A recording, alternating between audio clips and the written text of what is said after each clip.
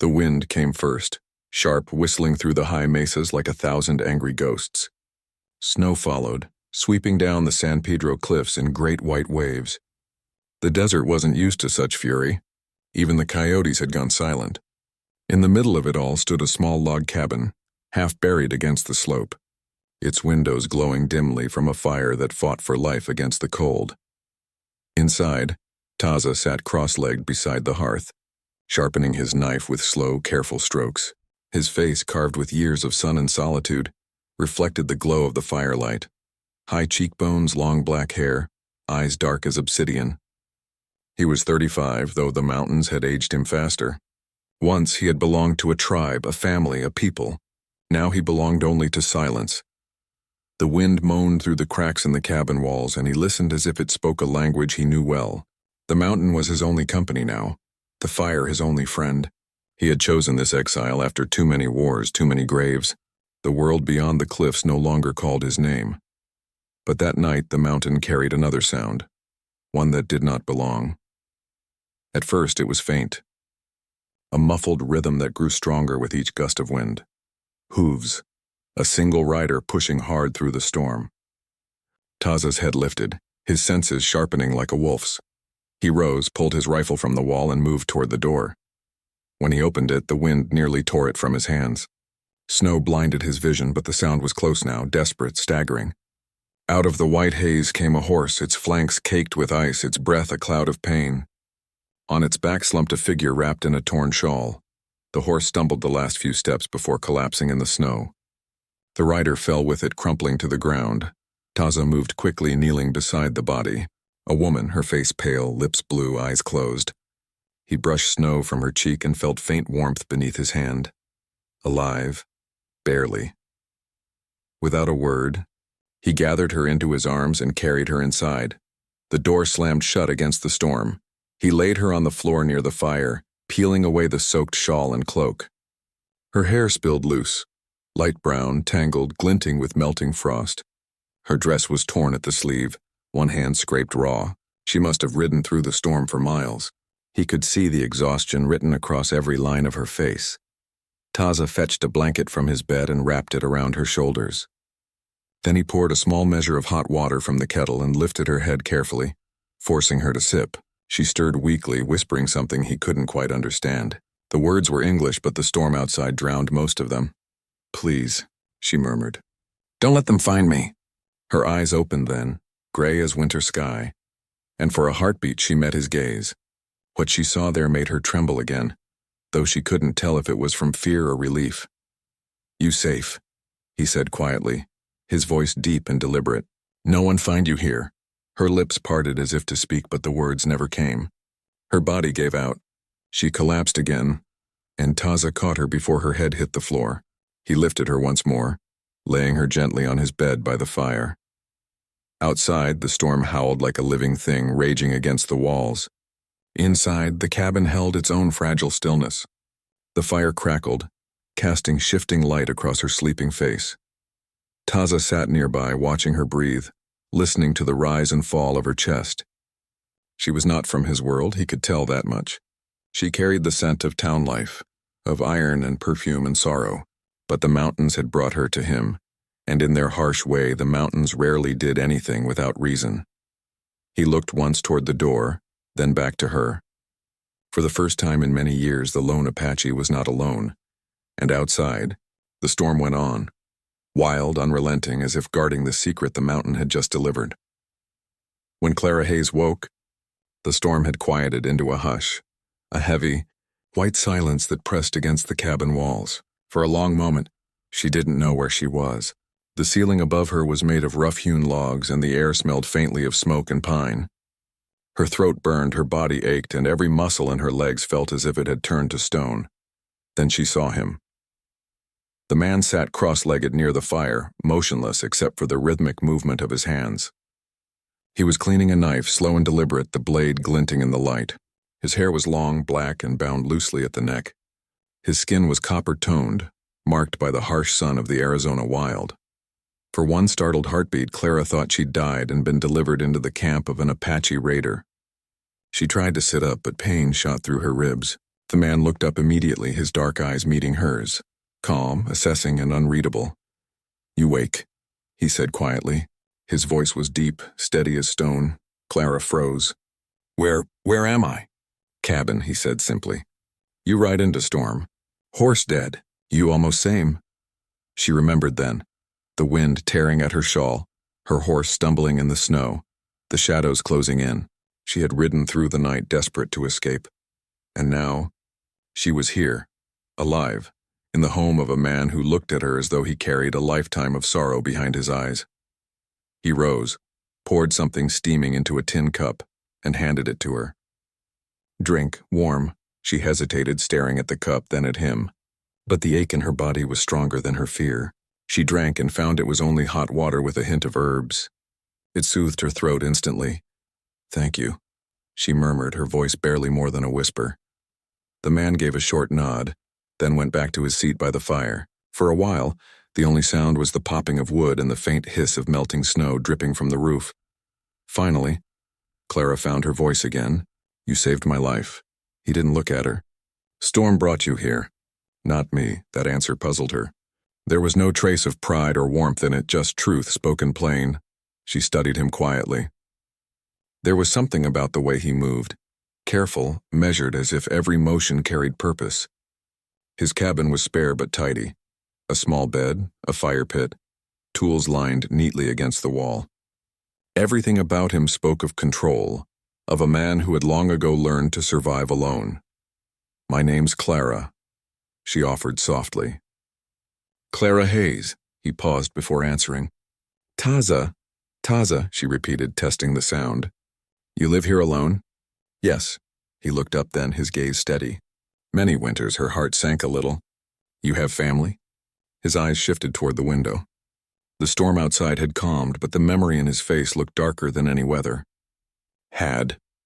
One word, heavy with meaning. Clara said nothing after that. Some griefs were too large for strangers to touch. She wrapped the blanket tighter around her shoulders, staring into the fire. Flames danced over the rough walls, and the warmth crept slowly back into her bones. Still, her mind was spinning. She thought of her ranch, the small house she'd built with her husband John, the white fence they'd painted together, the laughter they'd once shared. John had been gone almost a year now, buried under the dry soil of Tombstone. And with him had gone her safety. The debts he left behind had drawn vultures, men like Bo Laramie, who offered to help her settle what she owed in exchange for her land and her name. When she refused, they came at night, breaking windows, setting the barn ablaze. She barely escaped with her horse and a handful of coins. Now that life felt like another world. She turned toward Taza again. "They might come looking," she said quietly. "The men I ran from." He gave a slight nod. "Let them come." Something in his tone made her shiver, not from fear this time, but from the strange certainty in it. "You don't even know who they are," she whispered.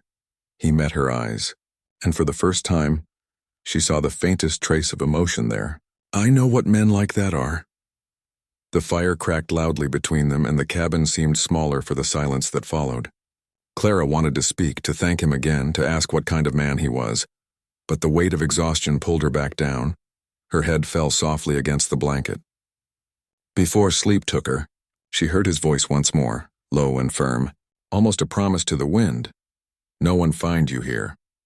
And though the storm outside still raged faintly in the distance, Clara Hayes slept without fear for the first time since her husband's death, guarded by a man who lived between two worlds and trusted neither. By the time Clara woke again, the world outside had turned white and quiet. The storm had left behind a thick blanket of snow that buried the pine roots and dulled every sound. Morning light filtered through the small cabin window, pale and cold, settling on the figure by the fire. Taza was still there. He hadn't slept.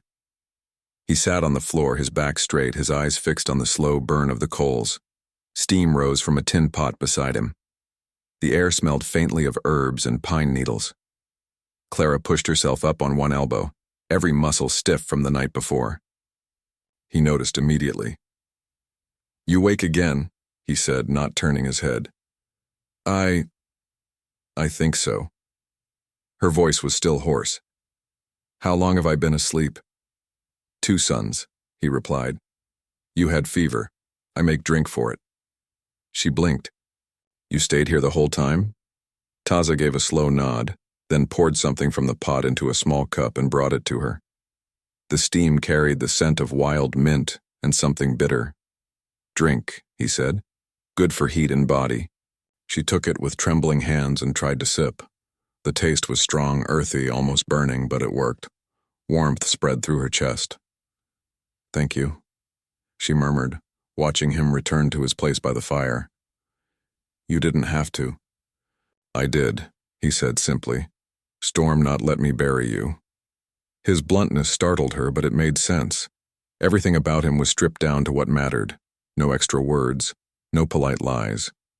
She studied him for a while. He wasn't a large man, but there was strength in the quiet way he moved, like a mountain that didn't need to prove its size. His hands were rough, marked with scars. His shoulders carried the stillness of someone who'd been alone for a long time. You're Apache, she said carefully. He looked at her then, slow and direct. Yes. I've never met one who wasn't. She stopped herself, realizing how it sounded. Taza finished for her, his tone flat. At war. Clara's cheeks flushed. I didn't mean offense. I know. He poked at the fire with a stick. White men fear what they break. His words were sharp, but not cruel. More like a truth spoken too often to hurt anymore. Clara didn't know what to say. The wind outside whistled faintly through the cracks in the logs, and for a long moment, only the fire spoke between them. Finally, she asked softly, Do you live here alone? Yes. For how long? Many winters. Since soldiers came. That caught her attention. Soldiers? He gave a single nod. My people lived by the river. Soldiers came. Say we move. Say we change. Some refused. They burned the lodges. His gaze turned distant, focused somewhere far beyond the cabin walls. My wife, my son, they not wake from fire. The room went still. Clara's breath caught in her throat. I'm sorry, she whispered. I can't imagine. You should not try. His tone wasn't cold, just final. He wasn't asking for pity. He had buried his sorrow long ago in the same soil that had taken his family. Clara's eyes lowered to the blanket in her lap. She understood grief in her own way. The quiet ache that stayed after everyone else had gone. The loneliness that made a house feel haunted. Maybe that's why the mountain had led her here, to a man whose silence mirrored her own. After a long pause, she said softly, You shouldn't have stayed alone all these years. Taza gave the faintest ghost of a smile. The mountain talk enough. I listen. Despite herself, she smiled back. You must get lonely, though. He looked at her, really looked this time. You get used to lonely, until something comes that reminds you you're not stone. His words hung between them, heavy and quiet. Clara turned toward the window. The snow outside glowed under the sun, untouched and pure. Inside the cabin, the warmth of the fire felt different, gentler, almost alive. Storm's over, she said. You think it's safe to travel? Not yet, he said, rising to check the wind. Cold still strong. You stay 2 more nights. She nodded slowly, trying not to show the strange flicker of relief that came with his words. Taza set another log on the fire and glanced back at her. You rest. I hunt. You need food. Before she could answer, he pulled on his coat and stepped into the white silence outside. Clara watched the door close behind him, her heart full of questions she couldn't quite name. For the first time since her husband's death, she felt something other than fear. Something fragile, like the first warmth of sunlight after too long in the dark. She didn't know what Taza was to her yet, savior, stranger, or ghost, but she knew this. The man who spoke little had already said more to her heart than anyone had in a long, long time. The storm left behind a silence so deep it almost felt sacred. Snow blanketed the mountains, smoothing every ridge and hollow until the world looked clean again. For 3 days the cabin stood alone in that white wilderness, a speck of smoke in a sea of stillness. Inside, Two souls shared that small space. Both used to solitude, both unsure what to do with company. Taza rose early each morning, moving like a shadow around the cabin. Clara could hear him chopping wood before dawn, his axe steady and rhythmic. When he returned, he carried armfuls of logs, his breath clouding in the cold air. She would pour him a cup of hot water, and though he rarely thanked her in words, he always gave a small nod that said more than talk ever could. At first, their exchanges were few, simple, necessary things. Fire needs more wood. Water boiling. Eat. Yet something in those brief words began to build a rhythm between them. A quiet, careful understanding. One afternoon, when the snow outside glowed pink beneath the sinking sun, Clara watched him as he worked on repairing a broken bridle strap. His hands were steady, his face thoughtful. "You're good with your hands," she said softly. He didn't look up. "You learn when you have no one else." She hesitated. "I used to sew my husband's shirts. He always tore them on fence nails." I told him he had no patience. She smiled faintly, then stopped when she realized he'd gone still. "I'm sorry. I shouldn't." "It is good," Taza said finally, "to remember those gone. Keep them living in words." Something inside her loosened at that. For the first time since she'd fled Tombstone, she spoke freely. About the ranch, about her husband John, about the men who came for her land. Taza listened without interrupting. His dark eyes stayed fixed on the fire, but she could tell he heard every word. When she finished, he only said, "You strong woman." The simple phrase broke something in her chest. No one had called her strong before, not her husband, not the neighbors who whispered behind her back after John died. But this man, who'd lost far more than she had, said it like it was an undeniable truth. That night they ate together for the first time. Deer meat roasted over the fire, seasoned with nothing but salt and smoke. Clara laughed when he burned his fingers pulling the meat from the stick, and though his face stayed serious, a flicker of amusement touched his eyes.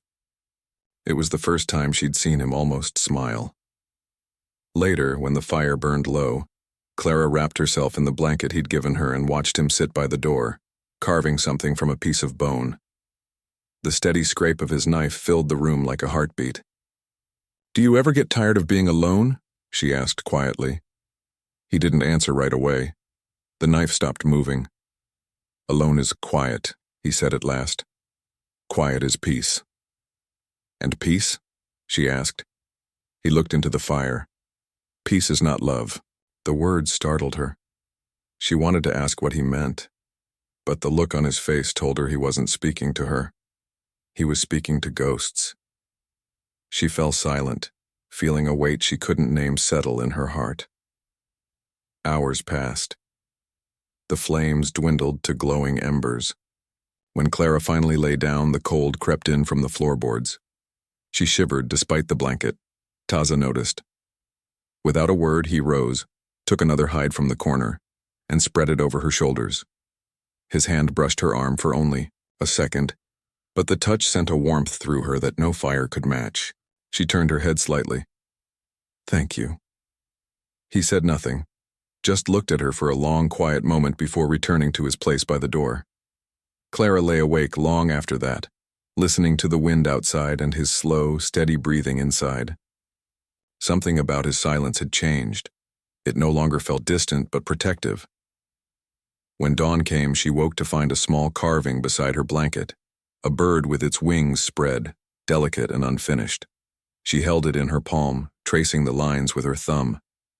He didn't speak of it when he returned from his morning hunt. He didn't have to. For the first time in a long while, Clara Hayes smiled without forcing herself to, and for the first time in many years, the lone Apache realized the sound of another's laughter in his cabin didn't disturb the peace, it deepened it. By the fifth morning, the world outside had gone quiet. Too quiet. The sky hung low and gray, and the snow that had once glistened with beauty now carried a strange, watchful stillness. Taza felt it before Clara did. He'd been outside since dawn, crouched near the edge of the ridge where pine trees grew thick and shadows ran deep. His eyes swept over the trail below. long grooves pressed into the snow leading straight toward the cabin. Not animal tracks. Too heavy, too straight. He knelt, touched the mark with 2 fingers and brought them close to his face. Fresh, riders. By the look of the prints, there were 3, maybe 4. Horses tired but still pushing hard. He rose slowly, his breath forming small clouds in the cold air. The woman's past had come riding after her. When he entered the cabin, Clara was by the fire, mending one of his shirts with careful stitches. She looked up when she heard the door creak. "You're back early," she said. "Did you find—" "They come," he interrupted softly. Her hands froze. "What do you mean?" "Men," he said, his voice flat and certain. 4 riders on trail. They look for someone. For a heartbeat she didn't breathe. Her face drained of color. "It's them," she whispered. "Bo Laramie and his men." He studied her. "The ones who burned your barn?" She nodded. "They won't stop till I'm dead or back on my knees begging. They think women don't fight back." Taza's jaw tightened, but he didn't speak. He moved quietly to the shelf where his rifle leaned. He checked the chamber, then reached for the small pouch of ammunition hanging on the wall. Clara stood, her voice trembling. "Taza, you don't have to—" He looked at her then, his gaze steady as granite. "You under my roof. My fight now." Something in his tone silenced her protest. She watched as he gathered his knife, his tomahawk, and a strip of rawhide to tie back his hair. His movements were calm, ritualistic almost, but his eyes burned with focus. It wasn't the first time he had prepared for blood. Clara's fear surged. "They'll kill you if they find you helping me. They hate your kind worse than they hate me." "I do not hide from hate," he said simply. Before she could argue, he stepped outside, the snow crunching softly beneath his boots. Clara followed him to the doorway, clutching the blanket tight around her shoulders. From the ridge she could see the valley below, a blur of gray and white. In the distance, faint specks moved against the snow. "Riders." "They're close," she whispered. Taza nodded. "You stay inside, no sound, no light." "But—" He turned to her, his hand resting gently on her shoulder. "You trust me?" Her throat tightened. "Yes." "Then do as I say." And with that he vanished into the trees. The minutes crawled by. The wind picked up again, carrying faint echoes of voices. Clara pressed herself against the cabin wall, heart hammering in her chest. She could hear the creak of saddles, the snort of horses, the crunch of boots on snow. "Spread out," a rough voice shouted. "Cabin's up ahead." Bola Ramye. She'd know that drawl anywhere. The door handle trembled. Clara gripped the carving Taza had made for her, her fingers white with fear. She could almost hear the men's laughter as they stomped through the snow outside. Then came silence. A heartbeat later, a crack of thunder. A rifle shot, another, then another. The sound tore through the air, echoing off the cliffs. Horses screamed. Someone cursed. A man fell hard in the snow. Clara dropped to her knees, clutching the carving tight, whispering prayers she hadn't said in years. Outside, the snow turned darker in patches. She couldn't see what happened, only hear it. The muffled thud of boots, the clash of struggle, the low grunt of pain. Then, nothing. The silence that followed was heavier than the storm itself. When the door finally opened, Taza stood there, his breath fogging in the air. His coat was dusted with snow, his cheek marked with a line of blood not his own. "It's done," he said quietly. Clara rose, her eyes wide, trembling. "All of them?" He nodded once. "All." She stepped closer, tears spilling down her cheeks. "You could have been killed." Taza looked at her, and for the first time there was something fierce and unguarded in his voice. "Better me than you." She couldn't speak, couldn't breathe. She only reached up and touched his arm, the warmth of him grounding her in the frozen world around them. Outside, the wind began to ease, carrying the scent of pine and gunpowder. The danger had passed for now, but in that still snowy silence, Clara Hayes knew something else had changed too. The man who had sworn to live without love had just risked his life for her, and the widow, who thought her heart was buried with her husband, felt it beating again. Night fell heavy over the mountain, wrapping the valley in black silence. The moon hid behind clouds, and the pines whispered like restless souls in the wind. The storm had passed, but danger hadn't. Taza knew that well. He crouched at the ridge above the cabin, his rifle resting against a rock, his eyes tracking the movement below. The men hadn't all died in the first encounter. 2 had fallen, but 2 more had escaped into the woods when the shooting started. Now they hunted him in return. Every few minutes he could hear their voices echo faintly through the trees. Rough, angry, and scared. "Spread out," one shouted. "That redskin's still up here somewhere." Taza's breath came slow and steady. He moved like part of the forest itself, melting through shadows, his moccasins silent on the snow. In his hand, the tomahawk gleamed faintly under the half-hidden moon. Back at the cabin, Clara waited in the dark, clutching his rifle close. He had told her not to strike a light, not to make a sound. The silence pressed against her ears until every creak of the wood floor sounded like thunder. Her heart pounded so hard she feared it would give her away. Outside, the night came alive with the sounds of hunting men. "Bo," a voice called through the pines. "Can't see a damn thing in this snow." Another voice answered, lower, meaner. "He's close. I can feel it. Keep your eyes open, Bo Laramie." The man who had ruined her life, who had burned her home and laughed while she fled. Even now his voice sent a chill down her spine. Taza heard it too, and his hands tightened around the tomahawk. He could have shot the man from a distance, but he didn't want the snow lighting up with gunfire again. The echo would draw them to the cabin.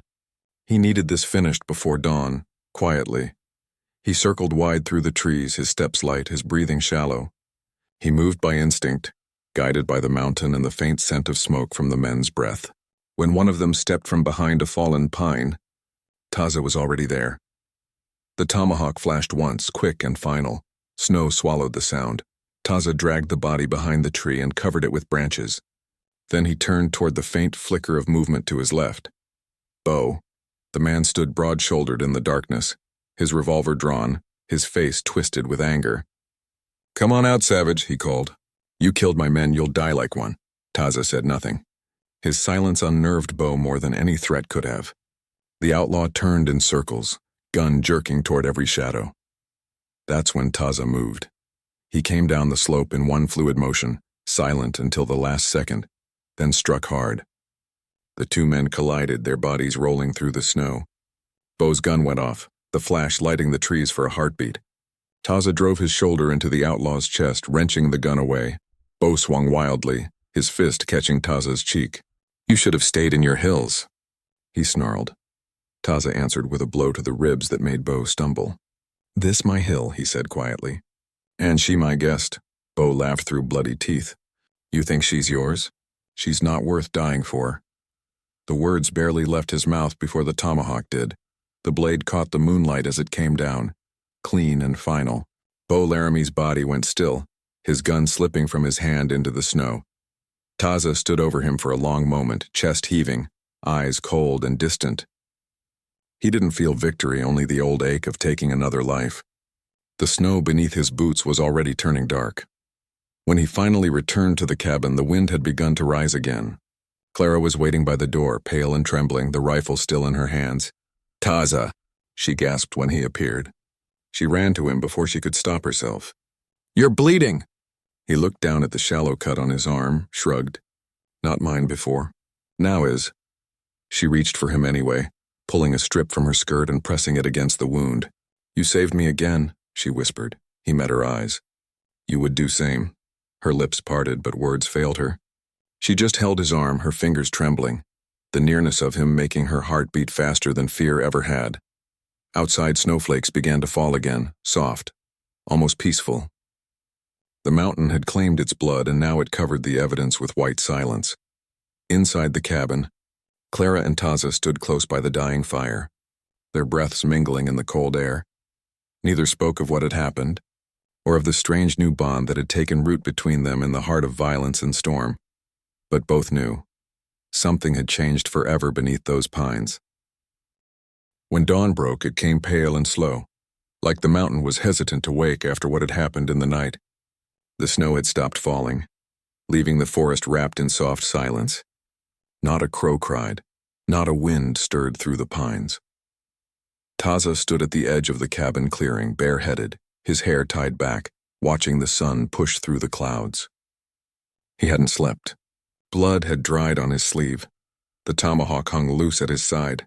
Behind him, the smoke from the chimney rose thin and gray, a sign of life. Her life. Inside, Clara was kneeling by the hearth, stirring the last of the beans in a blackened pot. Her eyes were swollen, her movements quiet and deliberate, as if afraid the world might shatter again if she made too much noise. She had washed the floor where he'd walked in, leaving faint smears of red in the wood grain. Each one was a reminder of what he'd done to keep her alive. When Taza stepped inside, she lifted her head. He filled the doorway, tall and still, his expression unreadable. For a moment, neither spoke. "You should rest," she said softly. He shook his head. "Too many eyes in the woods still." She blinked, startled. "You think there are more?" "Always more," he answered. "Men like Beau Laramie, they spread like crows." Clara looked down at the pot again, her fingers tightening around the spoon. "I never asked for this, Taza. I only wanted to pass through, to find work, to start again somewhere." He watched her for a long time, the firelight flickering across his face. "You still can," he said finally. "When trail's safe again, I take you down valley."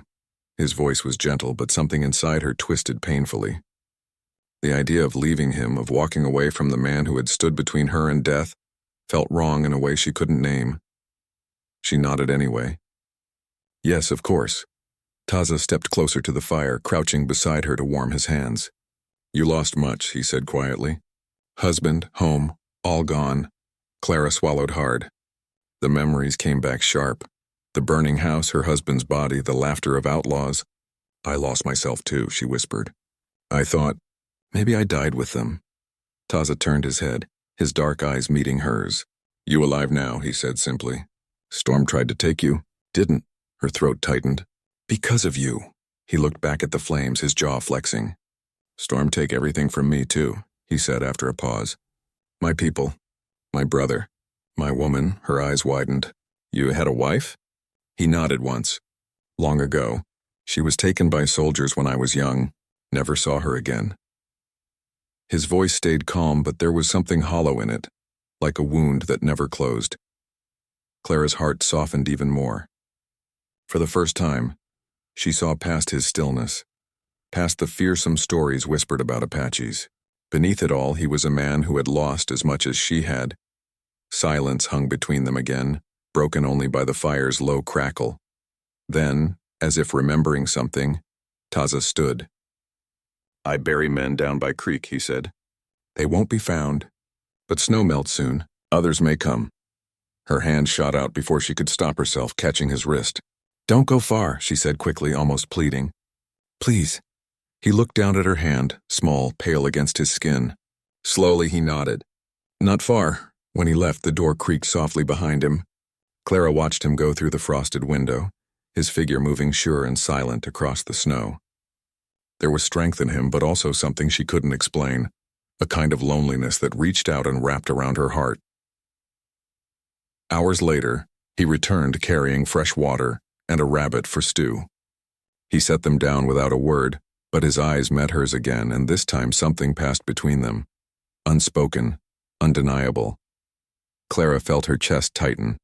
She wanted to thank him, to tell him how deeply she felt his protection, his kindness, his quiet power. But she couldn't find words. Instead, she reached for the rabbit, brushing his hand as she took it. The touch lingered longer than it should have. That night, the wind rose again, moaning through the pines like distant voices. Inside the cabin, the fire burned low and Taza sat by the window watching for shadows. Clara lay awake on her cot, her gaze fixed on his silhouette in the firelight. For the first time since her husband's death, she wasn't afraid of the dark. She was afraid of what her heart was beginning to feel. The night was colder than the last, the kind that made the walls creak and the windows hum under the weight of the mountain wind. But inside the cabin, the fire burned steady and warm, throwing long shadows across the floor. Clara sat by the hearth, mending one of Taza's shirts by the flicker of the flames. The fabric was rough, torn near the shoulder where he'd been cut during the fight. She stitched slowly, carefully, her fingers numb from the chill. Taza watched her from where he sat at the table, sharpening his knife. The sound of the stone against metal echoed softly between them, a rhythm that somehow soothed her. For a long time they worked in silence, two souls from different worlds bound by the same quiet need for peace. When she finished, she held the shirt up. "There, she said softly, smiling just a little. It's not perfect, but it'll hold. Taza set down the knife and stood, crossing to her. He took the shirt from her hands, his fingers brushing hers. Perfect enough, he said. His voice was low, deep, like the earth itself had spoken. Clara looked up at him, and for a heartbeat neither moved. The firelight danced across his face, turning the sharp planes of his cheekbones and jaw into something almost sculpted. His eyes, dark and calm, held hers until she had to look away. She swallowed. You should sit. You're still hurt. He nodded once, then did as she said. When he began to pull the shirt over his head, she turned quickly, her face flushing. But in the dim glow of the fire, she caught the scars that lined his back. Old, pale, some in the shape of whips, others jagged and raw. Her breath caught. He noticed her silence. They were not all battles, he said simply. Some were chains. Her hands trembled in her lap. I'm sorry, she whispered. No man deserves that. He looked at her, eyes softening. Many men deserve worse, but not all live. The fire popped. She met his gaze again, and something inside her broke open. Some tender place she hadn't touched since her husband's death. Taza didn't speak of his pain with anger or sorrow. He carried it like a truth of life. It humbled her. When he saw the tears gathering in her eyes, he tilted his head slightly. Why cry, white woman? She blinked. Because you don't. That made him pause. Then, to her surprise, the faintest smile touched his lips. I cry here, he said, placing his hand over his heart. But no one see. Her throat tightened. Without thinking, she reached across the space between them and laid her hand over his. His skin was warm, rough, solid. The moment stretched, fragile and alive. Taza, she whispered, I wish you hadn't been alone all this time. He looked at her hand, then at her face. I choose alone, he said quietly. Until storm bring you. The words struck her like thunder. Her breath hitched, and for a moment she didn't know what to say. All she could feel was the warmth of his hand under hers, the steady pulse beneath his skin and the soft weight of his gaze. She withdrew her hand slowly, afraid her heart might betray her.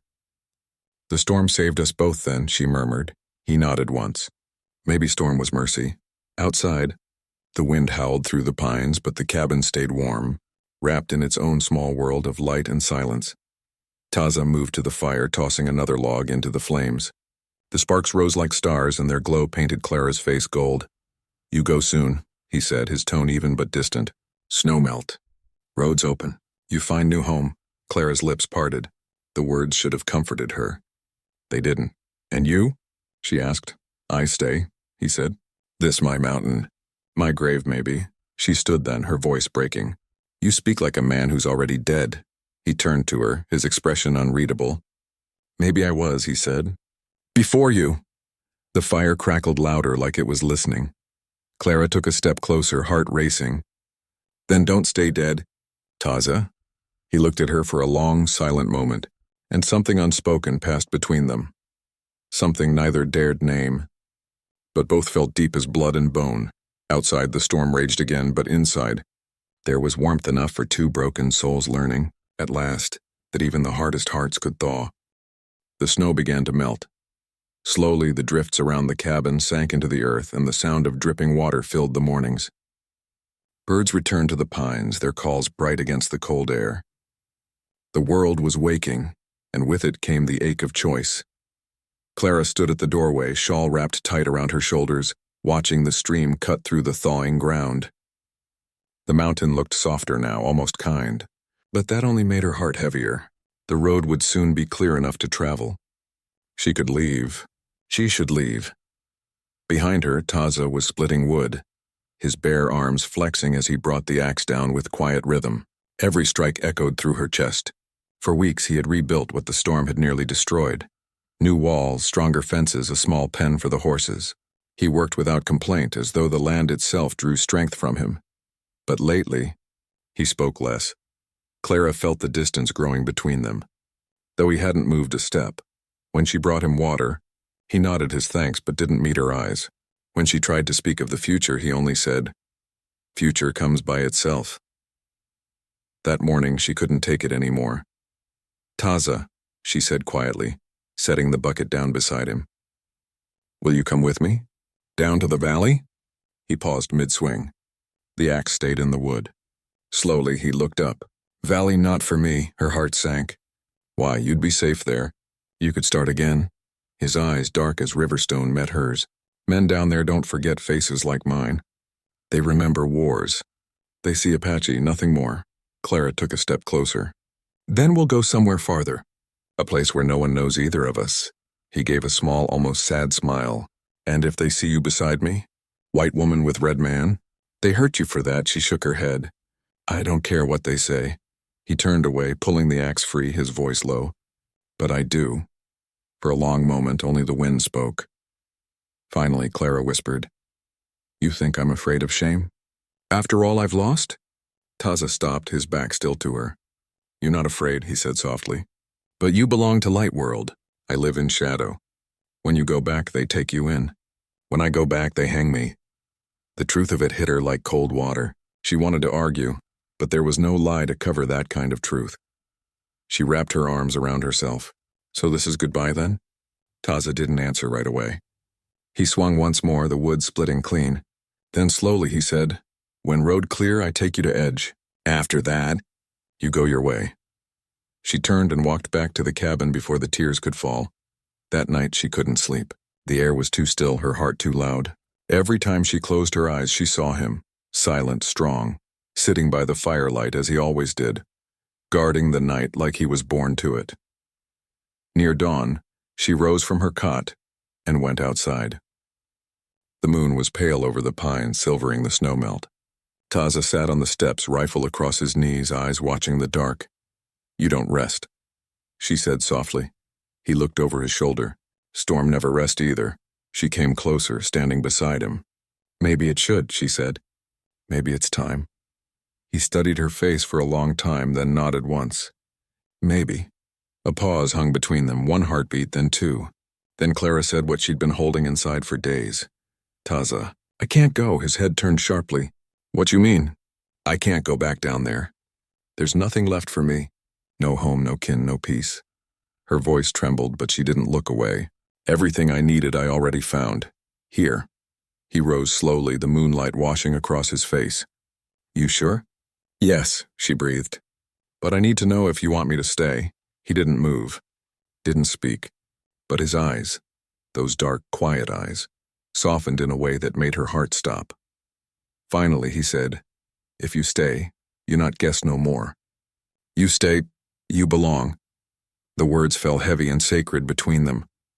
Clara's breath caught. Then I belong. Taza reached out then, his rough hand brushing her cheek. Slow and reverent, as though touching something fragile he'd never dared hope for. The night was cold, but around them the air seemed to warm. Above the trees, the first light of morning began to touch the peaks. The world was changing again, but this time neither of them were alone. Morning came soft and golden, spilling light through the tall pines like a blessing. The storm had passed for good this time. The valley below shimmered in new green, the river alive with the sound of meltwater rushing over stone. Clara woke to that sound, the sound of life beginning again. For a moment she didn't know where she was. Then she saw the cabin, the smoke curling from the chimney, the woven blankets, the carved bowl Taza had made for her. It wasn't the home she had lost, but it had become the one she hadn't known she needed. Outside, Taza was already awake, standing near the creek with his horse saddled. The rising sun burned behind him, painting his figure in gold. For a heartbeat, her chest tightened. He looked like something out of a dream, part of the land itself. She stepped out quietly, her shawl trailing in the morning breeze. You're leaving? He didn't turn right away. I go to the ridge, he said, to see if the road is open, if soldiers still ride there. Her voice softened. You still think someone's coming for me? He turned then and his gaze met hers, steady, unreadable, but gentler than she'd ever seen. Not for you, he said. For me. Clara froze. You didn't? He nodded. Word travels. Bo Laramie's men had kin. They find trail. They bring law. Her hand flew to her mouth. Then we have to run. Taza shook his head. No, you run, they follow. I stay. Taza. He walked toward her, quiet as the river, and stopped just a step away. You came to this mountain because of Storm, he said softly. You lived because Mountain chose to keep you. But if they find you with me, they take that life away. She shook her head fiercely, tears filling her eyes. I won't leave you. His voice dropped lower. If you stay, I fight. They kill me. Maybe you too. You don't belong to death, Clara. She reached out, clutching his arm. And you do? After everything we've... He took her face in his hands and she went still. The warmth of his palms steadied her, trembling. Clara, he said, his voice almost breaking. You gave me peace. That more than most men ever know. Tears spilled down her cheeks. Then let me give you more. He smiled faintly, one of those small, rare smiles that came from deep inside. You already did. Then before she could speak again, he kissed her. It wasn't wild or hurried, it was steady, reverent like a prayer whispered to the mountain. His lips brushed hers with the care of a man who'd gone half his life without touch, who didn't know if he deserved it now that it had come. When he pulled back, her forehead rested against his. She could feel his heartbeat strong and steady. Promise me you'll go, he said quietly. When I ride out? No, she whispered. Promise me you'll come back. Neither promise could be made. He stepped away, mounted his horse, and looked down at her one last time. If Mountain keeps me, he said, you'll know. If not, then I follow Wind to where Storm sleeps, Taza.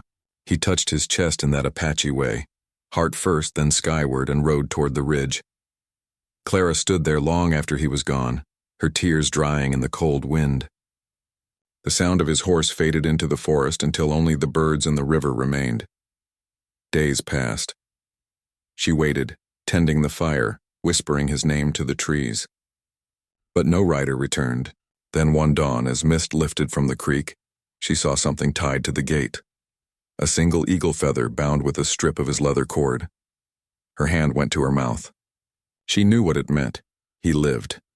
Somewhere beyond the ridge, the lone Apache still rode beneath the wide, untamed sky, and Clara stayed not because she was waiting, but because the mountain had claimed her too. She tended the land he'd loved, built what he began, and when the wind rose through the pines, she could almost hear his voice in it. The widow who came seeking shelter had found something more than refuge. She had found the heart of the mountain, and the man whose soul still guarded it.